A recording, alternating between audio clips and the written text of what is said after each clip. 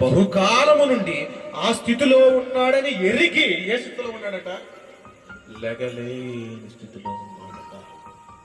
చుట్టుపక్కల ఉన్న వారు ఎరిగారా? నీ స్నేహితులు ఎరిగారా? నీ బంధువులు ఎరిగారా? నీ కుటుంబం ఎరిగారా? ఎవరో ఎరగలా, ఎరిగారు. ఎరగనట్టుగా నటించారు మన తోబుట్టులు. మనకెందుకు నేను వదిలేశారు? మన అక్కలు వదిలేశారు, మన అన్నులు వదిలేశారు, మన తమ్ముళ్ళు వదిలేశారు, మన బంధువులు వదిలేశారు. తెలుసు వాళ్ళకి. కానీ చూడండి, ఈ తండ్రి ఎరిగి ఓ మాట అన్నాడట, అయ్యా వృద్ధుడా, అయ్యా నీతిమంతుడా, ఈ రోగము దేవుని మహిమ కొరకు వచ్చింది, సమయం వచ్చింది, నువ్వు లెగగలవా? నేను లేస్తాను ప్రభువా. 38 ఏళ్ల నుంచి ఎవరి మీద నాకు స్వార్థం లేదు. వాళ్ళు రక్షణ పొందుతున్నారు, నాకెందుకు రావట్లేదని నాకు అసూయ లేదు, ద్వేషం లేదు. నేను మనిషిగానే ఉన్నాను ప్రభువా.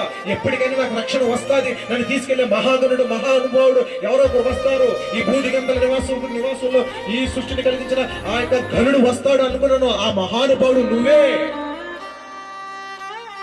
బ్రతుకు సరిగా లేని వారి కోసం దేవుడు దిగొచ్చాడండి.